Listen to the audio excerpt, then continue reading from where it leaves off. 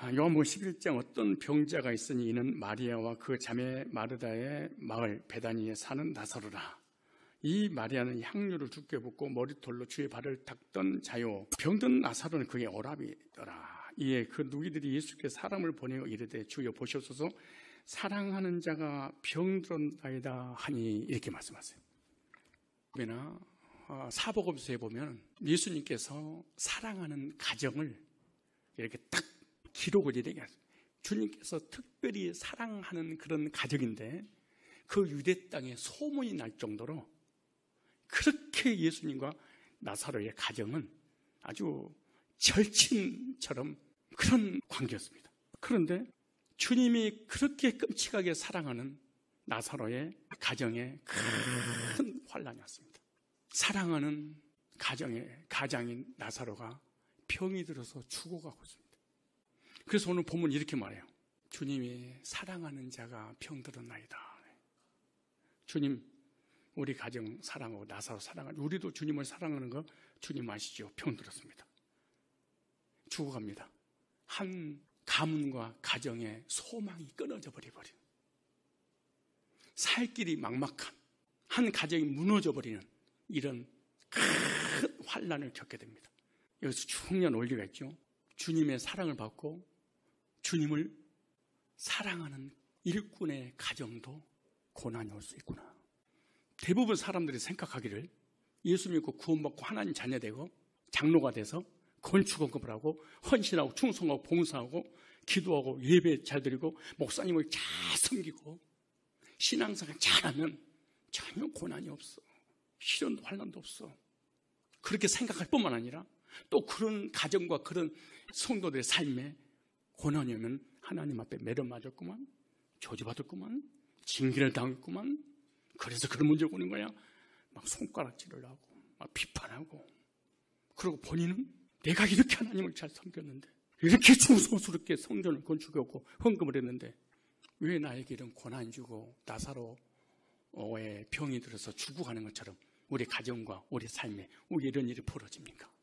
원망하고 불평할 수 있잖아요. 그런데 성경이 이렇게 말해요. 사랑하는 자도 고난이 올 수 있다. 오늘 본문에 하나님의 사람들, 하나님께서 사랑하는 가정의 일꾼들에게 고난이 왔을 때 세 가지 신앙 고백을 하게 되어 있습니다.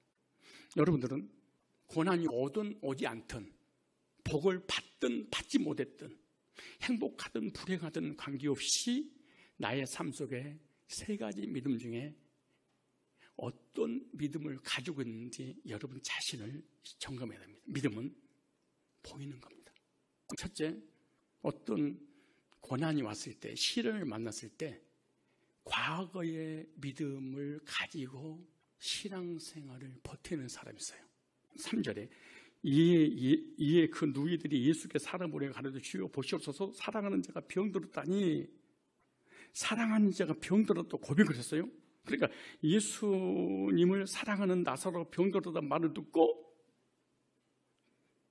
그 소식을 듣고 주님께서 단숨에 가서 나사로의 병을 고쳐주셨어야 돼.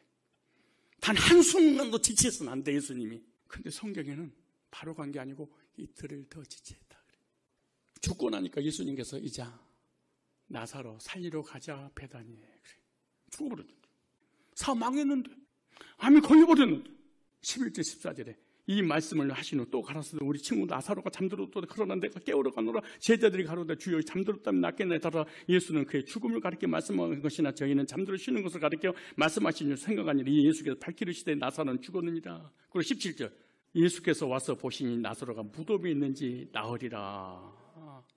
드디어 나사로 집에 마리아와 마르다가 살고 있으니까 야 무덤 어디 있냐. 그리 가자. 그리고 나사로 집에 도착했어.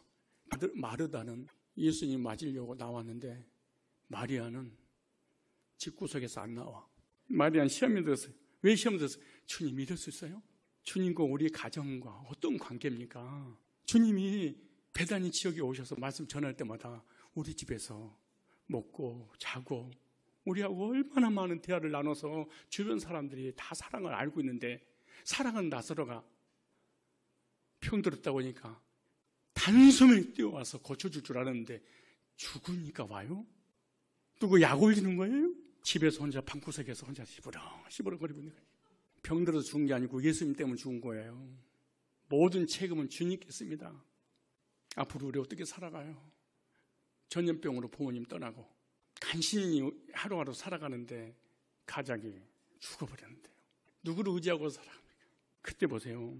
주님께서 살아난다고 하니까 이렇게 말씀합니다. 20절에 보세요. 마르다가 예수께 여짜오되 주께서 여기에 계셨다면 과거 역시나 문제와 사건과 환경과 고난을 만났을 때 이 사람은 그 문제를 주님 앞에 지금 해결하려고 하는 것이 아니라 주님이 이틀 전에 계셨었다면 살릴 수 있었는데 내 오라비가 죽지 아니하였나이다. 마리아가 나중에 뭐라고 하는지 아세요? 32절에 마리아가 예수 계신 곳에 와서 보이고 그 발 앞에 엎드려 가로되 주께서 여기 계셨다면 내 오라비가 죽지 아니하였나이다 하더라. 주께서 여기 계셨다면 내 오라비가 죽지 여기 계셨다면 원망 섞인 말이잖아요. 마르다와 마리아의 신앙은 어떤 신앙이냐? 과거 지향적인 과거를 회상하면서 사는 신앙이었어요. 주님이 여기 계셨다면 많은 교인들이 과거에 사로잡혀 신앙생활합니다. 이것이 믿음인 줄 압니다. 과거적 믿음만 회상하는 신자, 과거의 신앙으로 지금 나의 모습을 드러내지 않으려고 버티는 사람들, 지금은 전혀 은혜도 믿음도 헌신도 없는데 내가 옛날에 은혜 받았어. 내가 옛날에 헌신하고 충성하고 전도하고 헌금했어. 그리고 옛날에 예배 한 번도 안 빠져 생명을 걸고 예배 드렸어. 내가 지금은 아유 힘들어. 여건이 없고 여건이 안 돼서 환경이 이래서 어쩔 수 없어. 지금은 마르다와 마리아가 과거에는 했지만 지금은 안 해나. 혹시 여러분들 중에 과거 회상적 믿음으로 살아가고 있지는 않아요? 이런 사람이 있으면 교회 부흥되지 않습니다. 이런 사람이 중직자가 되면 교회는 딱 그대로 멈춰버립니다. 말만 앞서고 행동이 옮기지 않는 사람. 첫 번째 원리 잘 생각해 보세요. 나의 믿음은 과거에 받은 은혜들을 계속 반복해서 우려먹고 있는 신앙은 아닌가 생각하셔야 됩니다. 두 번째, 미래적 믿음을 가지고 있는 사람이 있습니다. 11장 23절에 예수께서 가서 네 오라비가 다시 살리라. 20절에 마르다 가로되 마지막 날 부활에는 다시 살 줄을 내가 아나이다. 마지막 부활에는 살 줄 믿지만 지금 오라비는 살 수 없습니다. 지금은 안 됩니다. 옛날에는 해결했고 앞으로는 해결해도 지금은 안 됩니다. 이런 사람은 어떨까요? 오직 현재적인 믿음의 책임을 지려고 하지 않는 사람. 이 사람은 정말 믿음이 좋은 것처럼 보여. 그러니까 아닌 과거와 미래적 믿음은요, 기적과 치료와 축복과 응답을 받고 싶지만은 행동에 전혀 옮기지 않고 앞으로 주시면 하겠습니다. 이런 신앙입니다. 봉사 좀 해. 건강 주시면 하겠습니다. 전도 좀 하세요. 아이고 사시 쑤셔서 고쳐주면 하겠습니다. 헌금 좀 건축금 합시다. 주시면 하겠습니다. 주시면 하겠습니다. 이런 사람이 형편이 풀리면 그래. 현실에서는 절대로 도피입니다. 믿음 있는 사람이 아니에요. 여러분들의 믿음이 현실적 믿음은 없고 미래적 믿음만 가지고 있지 않는가. 세 번째, 현실적 믿음이 있습니다. 시련과 환난과 고난이 왔을 때 현실적 믿음을 가지고 있는 사람. 22절. 그러나 나는 이제라도 주께서 무엇이든지 하나님께 구하는 것을 하나님이 주실 줄 아는데 지금이라도 현재적 믿음입니다. 그때 주님께서 39절 이렇게 말씀하죠. 예수께서 이르시되 돌을 옮겨 놓으라 하시니 그 죽은 자의 눈이 마르다가 이르되 주여 죽은 지가 나흘이 되었음에 벌써 냄새가 나나이다. 아, 죽은 지 나흘이 돼서 무덤에 넣어놨는데 썩어서 냄새가 납니다. 이 마르다가 신앙이 왔다가 갔다가 좋았다가 안 좋았다 하다가 살려주신다고 또 이렇게 얘기합니다. 그렇게 주님은 나사로가 있는 무덤으로 이제 함께 이제 가시잖아요. 마르다가 죽은 지 나흘이 냄새가 나요. 왜 주님께서 계속해서 질문할까요? 우리 믿음 보려고. 지금이라도 과거적 믿음에서 내려놓고 과거에 너와 만났던 추억 내려놓고 미래 주시면 하겠다고 하는 그거 내려놓고 지금 역사하시는 하나님을 믿어라. 그렇게 바랍니다. 그러니까 돌을 옮겨 놓으라. 지금 무슨 말이에요? 행동하는 신앙, 순종하는 신앙이잖아요. 역사가 일어나는 신앙. 저와 여러분의 삶 가운데 하나님께서 찾아오셔서 언제든 이렇게 말합니다. 돌을 옮겨 놓으라. 하나님 영광을 보리라. 언제 옮겨라? 지금. 그런데 더 놀라운 것은 돌을 옮겨 놓으면 어떤 일이 벌어지는 거예요? 돌 뒤에 감춰져 있진 썩어서 냄새나는 시체가 있잖아요. 우리도 돌을 옮겨 놓으면 그 안에 뭐가 있냐? 썩어져가는 냄새들이 진동을 하게 됩니다. 다 숨겨서 우리 믿음을 있는 채가 숨겨서 그렇지. 세상에서 가장 더럽고 추한 송장 같은 죄악과 더러움과 추함이 나타나게 됐습니다. 돌을 옮겨 놓으면.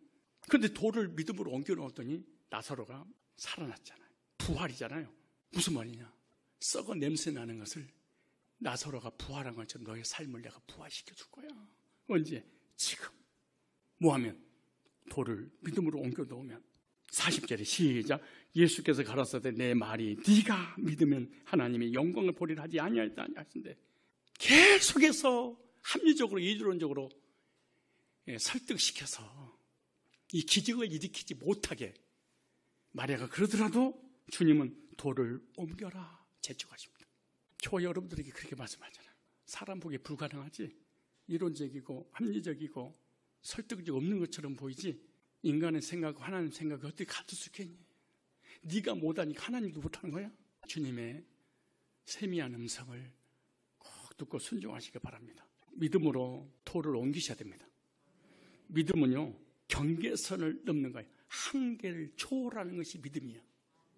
한계를 초월한다는 말은 합리적이고 이론적이고 역사적이고 체험적인 것이 한 번도 그런 역사가 없지만은 그것을 뛰어넘는 신앙이 한계를 초월하는 신앙입니다. 내 말이 네가 믿으면 하나님 영광을 보리라. 근데 말에다가 그럽니다. 믿어지지는 않지만, 주님 망신 당하고 제가 망신 당할지도 모르지만 그래도 말씀에 순종해서 옮기겠습니다. 이게 뭐예요? 내 견해와 내 뜻과 내 생각을 예수님께 예속시키겠습니다. 내 뜻대로 않고 주님의 뜻대로 되기를 원합니다.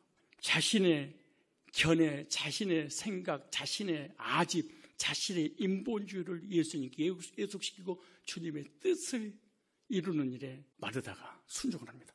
말씀에 순종하여 돌을 옮겼더니 나사로야 나오너라. 이런 역사가 일어나죠. 기적은 아무에게나 오는 게 아닙니다. 믿음으로 돌을 옮겨 놓은 자에게 기적이 따릅니다. 믿음으로 돌을 옮겨 놓은 자에게 하나님은 새로운 나사로를 주십니다.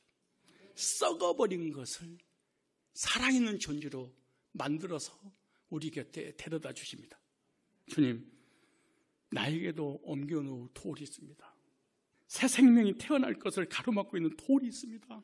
축복을 가로막고 응답을 가로막고 부흥을 가로막고 있는 인본주의적 돌이 있습니다. 내게. 이게 뭔지 아십니까? 불순종의 돌이 있습니다. 불복종의 돌이 있습니다. 나의 견해들이 돌이 있습니다. 할 수 없다. 나는 안 된다. 우리는 안 된다. 틀렸습니다. 이런 돌이 있습니다. 하나님의 기적을, 하나님의 축복을 가로막는 돌이 있습니다. 이 돌을 옮겨놓기만 하면 나사로가 살아서 움직일 텐데 우리의 사업이, 우리의 직장이, 우리의 건강이, 우리의 교회가, 우리의 삶이 윤택하도록 새 생명의 역사가 일어날 텐데 돌을 옮겨놓지 않습니다. 하나님 말씀을 듣고 돌을 옮겨놓으면 하나님의 큰 능력이, 생명이 여러분의 삶 속에 실제로 역사할 줄로 믿습니다. 믿음으로 돌을 옮기지 않으면 그 속에 있는 사업, 직장, 건강, 가정, 자녀 다 썩어 문드러진 냄새만 납니다. 여러분의 가정은 어떻습니까? 직장은 어떻습니까? 사업은 어떻습니까? 썩어 냄새 나는 아무것도 안 되는 그런 고난 가운데 그대로 머물러 있다면 믿음으로 말씀에 순종하여 돌을 옮겨놓으세요. 사업에, 직장에, 건강에 나사로가 여러분의 곁으로 하나님께서 보내주실 것입니다. 과거적 믿음, 미래적 믿음은 주님의 마음에 눈물을 빼는 그런 행위라는 것을 알아야 됩니다. 지금 말씀에 의지하여 돌을 옮겨 놓으면 새 생명의 나사로가 걸어 나오게 될 줄로 믿습니다. 돌을 옮겨 놓은 자에게 새 생명의 복을, 새 생명의 은혜를, 새 생명의 축복을 하나님 주실 것입니다. 할 수 없다는 불신앙의 돌을 옮기십시오. 과거 미래적 믿음을 현실적 믿음으로 바꾸십시오. 하나님은 과거에만 살아계신 게 아니고 앞으로 살아계실 것이 아니라 하나님은 지금 살아계십니다. 돌을 옮겨 놓으라. 예수께서 가라사대 내 말이 네가 믿으면 하나님의 영광을 보리라. 믿음으로 돌을 옮겨 놓은 순간 주님은 선포하십니다. 나사로야 나오너라. 부활의 나사로야 나오라. 영생의 나사로야 나오라. 은혜의 나사로야 나오라. 축복의 나사로야 나오라. 응답의 나사로야 나오라. 문제 해결의 역사를 하나님께서 나오라고 명령했습니다. 그대로 이어집니다. 지금 이러한 역사가 일어나기를 원한다면 현재적 믿음으로 망설이지 마시고 과거적 믿음 그때 받은 은혜로 끝나시고 앞으로 받을 은혜 그때 받으시고 지금 말씀이 선포되는 이곳에서 하나님 말씀에 순종하여 썩었던 것을 부활체로 바꿔주시는 그 은혜를 주신다고 말씀하셨습니다. 누구에게? 돌을 옮겨 놓은 자에게. 11장 28절에 이 말을 하고 돌아가서 가만히 그 자매 마리아를 불러 말하되 선생님이 오셔서 너를 부르신다니. 예수님이 한번 마리아의 이름을 불러주시면서 오라고 한다 하니까 맨발에 청춘처럼 뛰어나옵니다. 마리아가 이 말을 듣고 급히 일어나 예수께 나아가매 예수는 아직 마을로 들어오지 아니하시고 마르다가 맞이했던 곳에 그대로 계시더라. 이러면서 쭉 얘기하면서 이렇게 말합니다. 주님이 흘리신 눈물을 볼까요? 30일 마리아와 함께 집에 있어 이루하던 유대인들은 그가 급히 일어나 나가는 것을 보고 고칼의 무덤에 가는 줄로 생각하고 따라갔더니 마리아가 예수 계신 곳에 가서 배웠고 급하게 엎드려 이르되 주께서 여기 계셨다면 내 오라비가 죽지 아니하겠나 하더라. 예수께서 그가 우는 것과 또 함께 온 유대인들이 우는 것을 보고 심령이 비통히 여겨 불쌍히 여기사 이르시되 그를 어디 두냐 이르되 주여 와서 보시옵소서. 예수께 눈물을 흘리시더라. 이렇게 하니까 사람들이 이렇게 질문을 해요. 주님께서 흘리신 눈물이 나사로가 죽어서 마음이 아프니까 우셨어요? 그렇게 물어봐. 우신 이유가 뭘까요? 예수님이 언제 우리를 향해서 울으실까요? 언제 우리를 보고 통곡하실까요? 나사로 때문이 아니에요. 이르시되 그를 어디든 이르시되 주여 와서 보옵소서 하니 예수께 눈물을 흘리시더라. 이 유대인들이 말하되 보라 그를 얼마나 사랑하셨는가 하며 그중 어떤 이는 말하되 맹인이 눈을 뜨게 한 이 사람이 그 사람을 죽지 않게 할 수 없다 하더라. 이에 예수께서 다시 속으로 피통이 여기 무덤에 가시니 무덤이 돌로 막혔거늘. 이게 무슨 말이에요? 과거적 믿음과 미래적 믿음을 가지고 지금 현재 역사하시는 주님을 무시한 채 인본주의적 신앙생활, 인본주의적 헌신을 하려고 하는 자를 보고 주님께서 우셨대. 주님의 눈에서 눈물을 우리가 주님을 섬기면서 얼마든지 뺄 수 있습니다.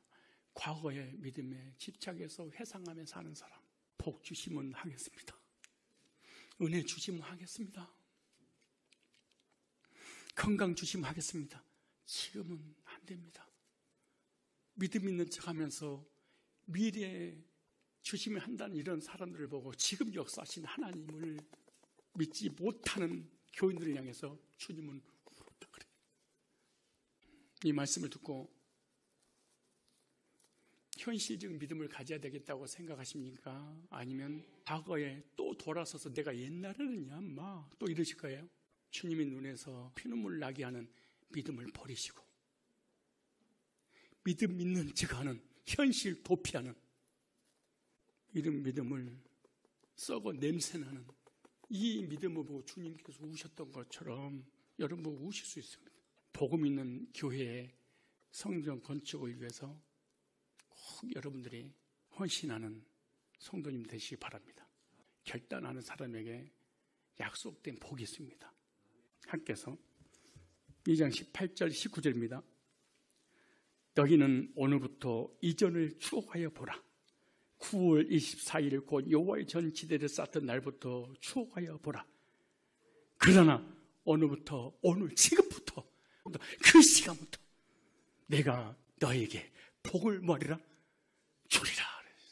녹음 5장 1절에 무리가 몰려와서 하나님 말씀을 들을세 예수는 게네사렛 호숫가에 있어서 호숫가에 배 두 척 있는 것을 보시고 어부들은 배에서 나와서 그물을 씻는지라 예수께서 한 배에 오르시니 그 배는 시몬의 배라. 육지에서 조금 떼기를 정하사 앉으사 배에서 무리를 가르치시더니 많은 배들 중에 베드로의 배를 선택했습니다. 많은 교회와 많은 성도들 중에 여러분의 교회와 여러분을 통해서 성전 건축하기로 원하는데 이렇게 말합니다. 육지에서 조금만 뛰어라. 너의 물질, 너의 인생, 너의 삶 나에게 조금만 주어라. 왠 줄 아냐? 복음 전하려고, 말씀을 전하려고 많은 영혼들에게 복음 전했는데 내가 낮으니까 내가 높은 데 올라가서 전해야 되지 않겠니? 조금만 나한테 양보해. 육지에서 조금, 네가 가지고 있는 거 조금만 손해봐. 왜? 복음 때문에. 땅을 팔라는 것도 아니야. 조금만 뛰어. 뭐를 위해서? 내가 말씀을 전해야 돼. 많은 무리가 왔으니까 아무 배나 주님이 올라타신 게 아니에요. 아무나 사용하는 게 아니에요. 사랑하는 사람인 베드로의 배를 많은 교원들 중에 여러분 한 사람 한 사람에게 주님이 말씀하신 거예요. 육지에서 조금만 떼라. 누구를 위하여? 복음을 위하여, 나를 위해서 조금만. 다 하지 말고 조금 일부분만 해주라. 이렇게 말합니다. 말씀을 전했어요. 말씀을 마치고 시몬에게 이르시되 깊은 데로 가서 그물을 내려 고기를 잡으라. 주님 보상해 주셨어요. 시몬이 대답하되 선생님, 우리들이 밤이 새도록 수고했을 때 집이 잡는 것이 없지만 말씀에 의지하여 내가 그물을 내리이다 하고, 그렇게 하니 고기를 잡는 것 힘이 많아 그물이 찢어지도록 하나님 복을 주신 것은 뭐 때문이에요? 네가 가지고 있는 물질이지 나를 위해서 조금만 양보해. 그럼 너 인생, 너의 사업, 너의 건강, 너의 미래 찢어지도록 내가 축복할 거야. 이렇게 말합니다. 주님은 우리를 사용하시고 버리시는 게 아니에요. 사랑하시기 때문에 쓰시고 쓰시는 자에게 반드시 주님은 보상해 주신다고 약속을 했습니다. 돌을 믿음으로 옮길 생각 없으십니까? 여러분의 인생을, 여러분 물질을, 여러분의 삶을 주님께 조금 세상 거 양보하고 주님께 드리지 않겠습니까? 잠깐 왔다 가는 인생입니다. 아무것도 가지고 없을 때 아무것도 가지고 가지 않습니다. 우리가 떠나가도 저와 여러분들이 헌신함으로 인해서 세워졌던 예배당이 계속해서 복음이 증거되는 성전으로 쓰임받게 될 것이죠. 복음 있는 교회를 위하여 쓰임받는 일에 동참하십시오. 이것이 단 한 번의 기회일지도 모릅니다. 다시는 여러분에게 기회가 오지 않고 감동이 오지 않을지도 모릅니다. 감동이 달라요. 은혜도 달라요. 없을 때 1,000만 원과 재정이 수십억 남았는데 10억을 드린 것, 없을 때 1,000만 원이 더 귀하고 더 소중하고 지금 성전 건축하기 위해서 기도하고 있고 헌신을 준비하고 있습니다. 여러분 한 사람 한 사람의 헌신이 너무나 필요할 때입니다. 이렇게 말합니다. 성전 지대를 쌓던 날부터 내가 너에게 복을 주리라. 9월 24일 성전 건축 헌금 작정하고 드리는 그날이 9월 24일인데 이날부터 내가 너에게 복을 주리라. 오늘 시간이 9월 24일이 되길 축복합니다. 여러분 인생의 9월 24일로 길이 기억이 되어서 오늘부터 하나님이 어떻게 나의 삶을 이끌어 가시는가, 어떤 나사로를 하나님 보내주실 것인가 기대하시면서 꼭 동참해서 큰 하나님의 역사를 체험하는 저와 여러분들이 다 되시기를 주님 이름으로 축원합니다.